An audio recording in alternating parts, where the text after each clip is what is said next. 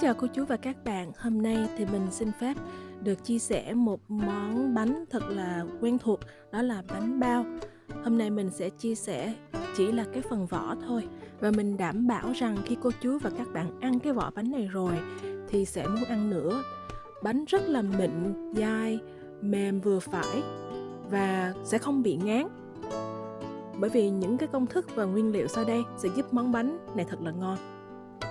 Mình đã thử rất là nhiều loại bột, rất là nhiều công thức khác nhau, nhưng đây là công thức rất là chuẩn từ một người Thái. Cho nên mình đặc biệt muốn chia sẻ cho những ai thích làm bánh bao để mà chia sẻ cho những người thích ăn bánh bao ngon.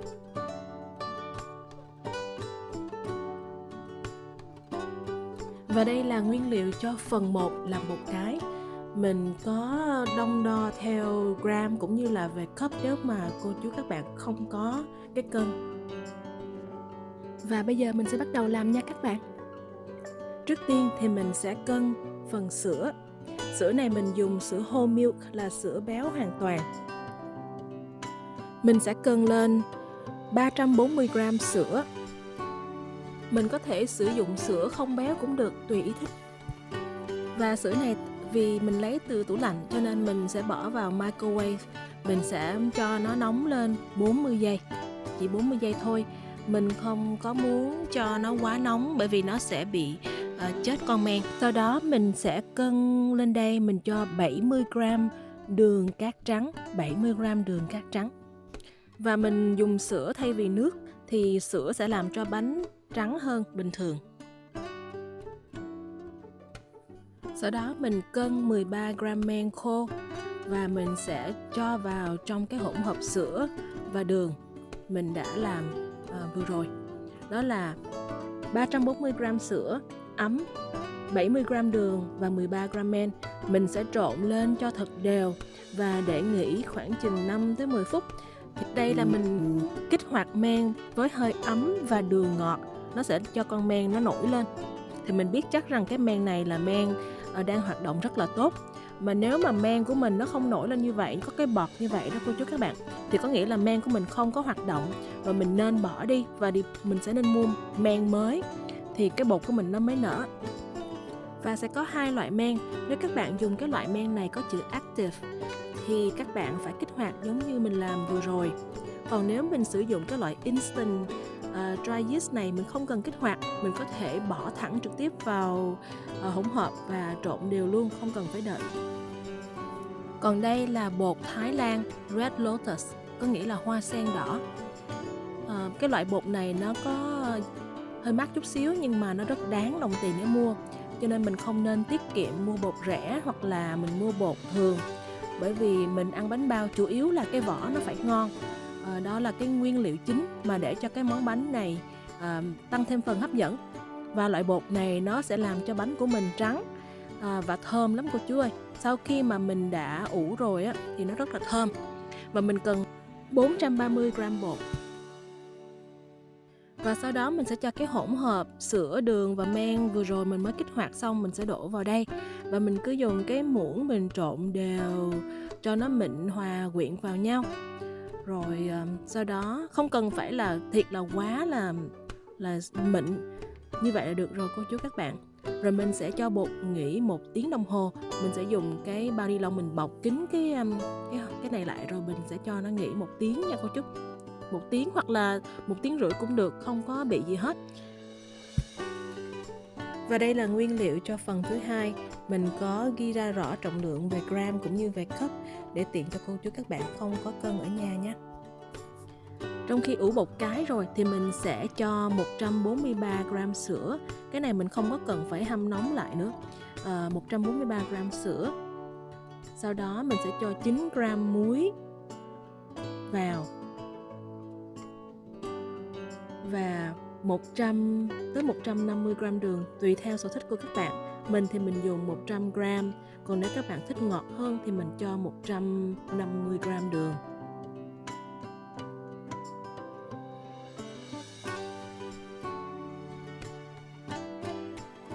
Và sau đó mình sẽ cho 50g dầu.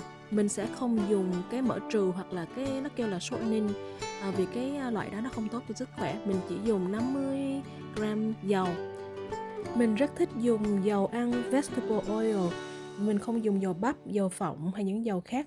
Vì mình biết rằng loại dầu này tốt cho sức khỏe, cũng như là cho mấy đứa nhỏ ở nhà nó ăn, nó an toàn hơn.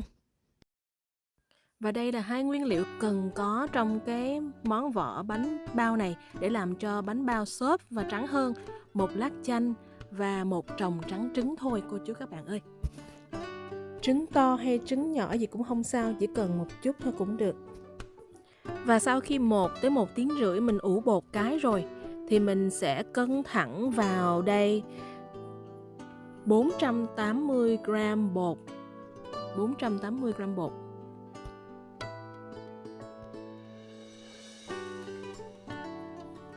Sau đó mình sẽ cho 15 hoặc là 16 g bột nổi, còn gọi là baking powder. Mình thì dùng hiệu này nhưng mà các bạn có thể dùng hiệu nào cũng được, miễn có chữ baking powder thì khoảng 16 g cũng không sao. Sau đó mình sẽ dùng cái muỗng mình quậy đều cho nó thiệt là đều để bánh sẽ không có bị lốm đốm, tại vì bột nổi nó sẽ làm cho bánh bị lốm đốm vàng ở ngoài, cho nên phải trộn kỹ phần đó. Sau đó mình sẽ cho cái hỗn hợp này vào, hồi nãy mình pha sẵn, nào là có lòng trắng trứng, sữa, đường, muối. Mình sẽ không cho chanh vào đây nha các bạn, mình sẽ cho chanh vào sau. Mình sẽ cho chanh vào trong lúc mình nhồi bột, thì mình không muốn sữa với chanh nó hòa quyện với nhau trực tiếp.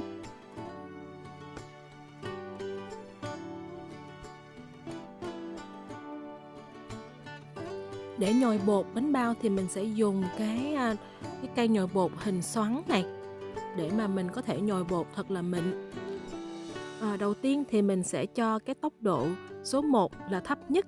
Sau đó khi mà bột đã hòa quyện vào hết, mình sẽ tăng lên tốc độ thứ 2 và mình sẽ giữ như vậy trong vòng 5 phút.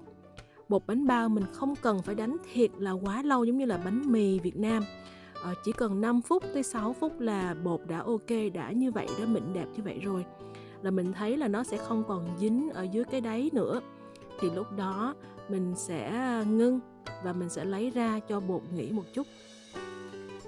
Sau khi nhồi bột được khoảng 5 tới 6 phút thì cái bột nó dai và mịn như vậy.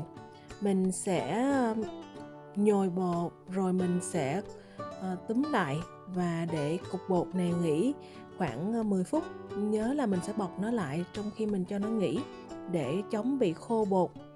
Rồi mình sẽ chia ra làm 50 g cho mỗi viên bột này. Thì với công thức này thì mình sẽ có được khoảng chừng 30 tới 33 viên.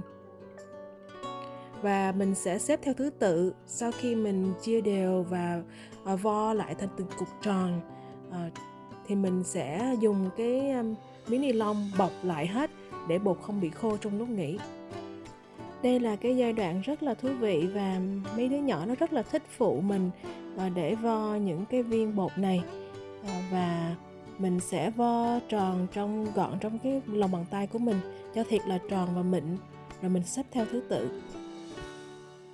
Và một điều lưu ý là trong khi cô chú và các bạn nhồi bột á, thì tùy theo bột mới và bột cũ mình có thể gia giảm cái lượng bột cũng như là lượng sữa để cho cục bột nó mịn giống như vậy nè.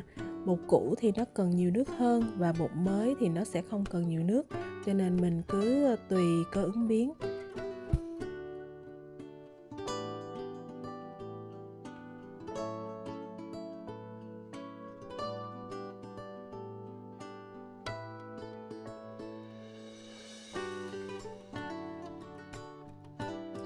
Để chống bị khô vỏ bột thì mình dùng ni lông để mình bọc lại, và trong khi đó bột sẽ được nghỉ. Size 50 g cho một cái vỏ bánh thì rất là vừa phải, không quá to cũng không quá nhỏ. Mình sẽ lấy cái đầu tiên, mình sẽ cán ra và theo thứ tự nha cô chú các bạn. Mình sẽ cán nó ra thành một cái hình tròn to và mình sẽ cán ở cái phần vòng ngoài chứ không có cán ở trong phần giữa nữa. Tại vì nếu mình cán ở phần ở giữa thì nó sẽ thật là mỏng, và khi mình ăn hoặc là mình hấp lên thì ở phần đáy nó sẽ bị dễ thấm nước lắm. Phần vỏ mỏng xung quanh cái rìa hình tròn sẽ là cái phần mà mình sẽ túm cái đầu bánh bao lại. Sau khi mà mình đã da tròn rồi, mình cho nó nghỉ một chút Và rồi mình sẽ cho một cái lớp bột áo ở ngoài. Đây sẽ là cái phần áo ở ngoài. Lớp bột này sẽ giúp cho những cái mí của mình nó sẽ không có bị dính liền lại. Mình để nghỉ một chút cho bột không bị co giãn và cán thêm một lần nữa cho nó bự ra thêm một chút xíu nữa. Thì nó càng bự ra thì nó càng dễ cho mình túm là bột lại sau khi mình bỏ thịt vào bên giữa. Sau đó mình sẽ lật ngược lên và cái phần trong này sẽ là cái phần mình sẽ bỏ thịt vào. Và mình không có số lượng trọng lượng cái nhân, nó như vậy là vừa rồi cô chú các bạn. Sau đó mình cho một cái trứng cút nè và một vài miếng lạp xưởng lên.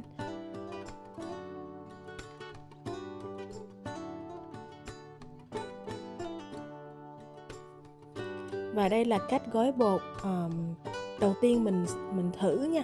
Mình sẽ kết nối những cái mí bên trong và để mí ngoài không có dính lại. Sau khi những cái mí ở bên trong dính rồi thì mình mới bóp lại những cái mí ở ngoài. Rồi sau khi những cái mí ở ngoài mình đã túm lại được hết rồi thì mình bóp chặt thành một cái mũi nhọn như vậy để giữ cho mí bánh nó không có bị xúc ra. Và rồi đây là cái cách đầu tiên mình gói bánh bao, và đây là lần đầu tiên mình thử luôn đó. Rất là dễ và cũng đẹp. Trong giai đoạn này các bạn không cần phải gấp gáp. Mình càng chậm tay mình gấp những cái mí lại thì nó càng dễ cho mình hơn. Trong lúc này thì mình làm chậm thì những cái sợi gluten của cái bột nó sẽ giãn ra cho mình bóp. Còn mình làm quá nhanh tay thì nó sẽ co lại càng khó hơn. Cho nên làm chậm nhưng mà dễ thành công. Dạ rồi, vậy là xong thành phẩm. Cái đầu tiên nhìn rất là đẹp và có nhiều mí. Nói chung mình không có chuyên nghiệp nhưng mà cũng đẹp chút. Vậy là vui rồi. Cái thứ hai, mình cũng sẽ cán bột như lần trước vậy đó. Mình sẽ ghe ra, tròn dài ra. Và mình không có nên gấp trong những cái công đoạn này. Mình cứ từ từ cán. Bởi vì khi mà cái bột mà mình cán nhanh quá, rồi mình nhồi bỏ thịt vào mình cuốn nhanh quá thì nó sẽ bị rút lại. Cho nên cho bột thời gian để nghỉ, để không bị co giãn. Mình rất thích làm cái công thức này, nó rất là đơn giản. Mình chỉ cần ủ có 1 tiếng thôi. Rồi sau đó mình trộn tiếp bột đợt 2. Vậy là xong rồi, không cần ủ nữa.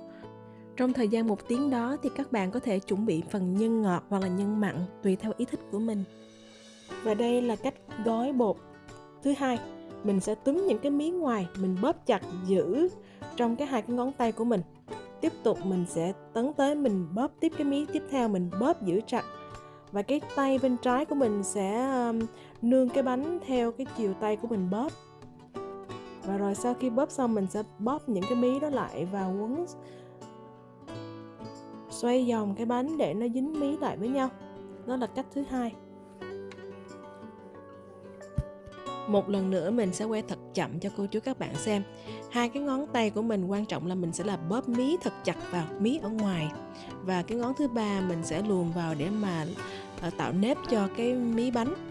Và cứ tiếp tục 2 ngón đó bóp chặt giữ như vậy trong cái 2 ngón đó, không cho nó ra khỏi cái 2 ngón tay của mình. Bóp chặt và giữ, bóp chặt và giữ cho đến khi nào hết bột thì thôi. Rồi sau đó mình sẽ túm chặt cái đầu lại với nhau, xoay vòng và coi như là mình khóa nó lại đó, khóa trên đỉnh lại rồi xoay một vòng cho nó đẹp.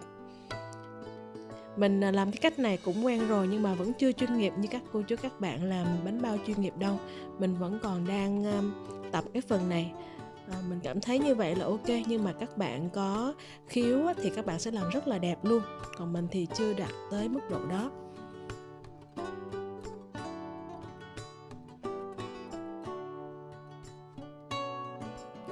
Sau khi các bạn tạo hình bánh thì mình nên để bánh nghỉ khoảng 15 phút. Để tiết kiệm thời gian thì mình nên bắt sửng lên nấu nước sôi trước, vì trong thời gian nấu cũng mất khoảng 15 đến 20 phút. Sau khi nước đã sôi rồi và khoảng 15-20 phút thì các bạn cho 2 muỗng canh giấm vào nước sôi. Trong nước hấp bánh mình phải bỏ 2 muỗng canh giấm để cho vỏ bánh trắng. Và điều lưu ý thứ hai là lửa phải thấp, trung bình, không được quá cao. nếu không vỏ bánh sẽ bị vàng. Mình sẽ không mở nắp bánh trong lúc hấp và mình sẽ dùng một cái miếng vải để bọc cái nắp để chống bị nước nhiễu xuống. Và khi bánh chín mình sẽ không có mở nắp ra liền, mình mở hé hé để hơi ra nhẹ nhẹ để bánh không có bị xẹp xuống. Và đây là thành phẩm sau khi mình đã hấp xong.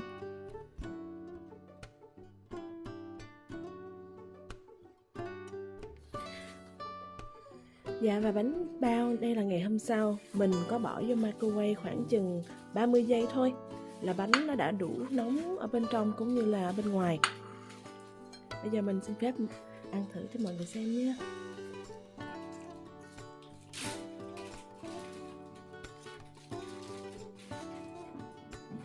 Cái tỷ lệ nhân với lại vỏ rất là vừa phải. Và mình sẽ lột da. Cái bánh đây, bánh lột da rất là ngon luôn. Mình nhớ cái này kỷ niệm hồi xưa mình ăn ở Việt Nam á.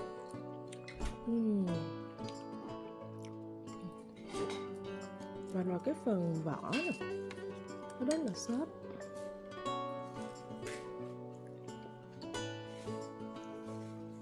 Và cô chú các bạn cũng thấy nè, cái phần mà nước thịt á, nó thấm vào cái vỏ bánh, ăn rất là thơm ngon.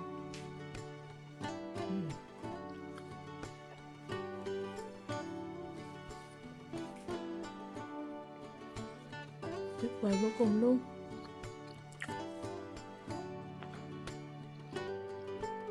Và mình dùng giấy nến parchment paper, mình dùng lót ở dưới để khi mà mình lấy bánh bao ra nó không bị dính cũng như không bị mất cái phần bột bên dưới đáy của bánh. Và một điều lưu ý là nếu cô chú các bạn không thích dùng sữa hoặc là không thích dùng lòng trắng trứng cũng được, mình có thể bỏ qua cái này, mình có thể thay thế sữa bằng nước bình thường.